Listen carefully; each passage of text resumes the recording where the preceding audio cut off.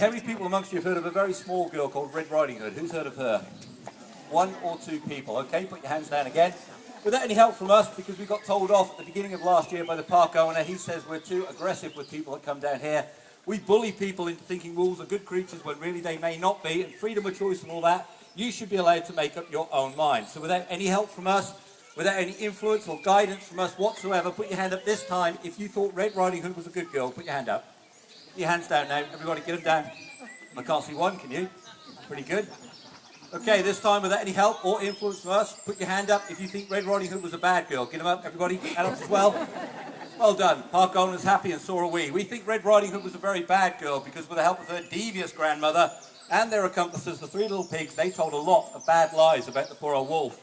So much so that the wolf has now been persecuted through poisoning, trapping and shooting to almost extinction through some of the former subspecies. And we think a lie in anybody's language, whether it be wolf language or human, is a bad thing. And fortunately for us, everybody here now agrees, don't you? Yeah. Oh, you're a good crowd. I like you already. To try and dispel a few more of the myths and legends that go with this creature, we're going to give them some of their gourmet lunch today, which you can see down the bottom. Today we are feeding these guys social foods. It does mean, as you can see, it's going to look like another animal. If you think you or a member of your family is going to be remotely offended by what seemingly is another creature being torn apart by these guys, I would suggest you do an about turn, go and have a look at the gibbons, they eat bananas, there's nothing offensive about them, and pop back when it looks less like a carcass, which for these guys should take around about 15 to 20 minutes or so. If everybody's happy with that, we'll give you ample chance to come down and have a look at the action, both from here and along the front bit there as well. I'll try and give you a brief bit of commentary on what's going on so you can recognise who is who.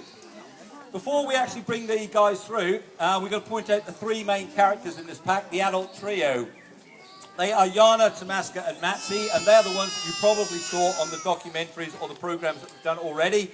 If you're wondering about film work for us now, we've now moved over to the BBC we're working with predominantly this year. We've got some stuff coming out mid to late summertime. We've just started, or are just about to start filming on the 9th and the 10th of June. We've done some work with Ray Mears just recently. We're now going to do some work with Bear Grylls as well, who's coming down very shortly. If you want to find out a little bit more about what's going on for us for the year, pop forward. Myself and the staff members will be more than happy to have a chat with you.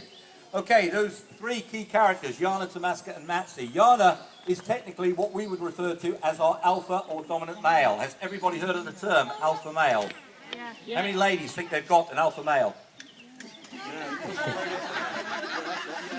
That's not great, is it really? I think there was one. I think she was being restrained. Okay, against all my better judgment, how many ladies don't think they've got an alpha male? Oh dear. Okay, to save any fights around the park this afternoon, we're going to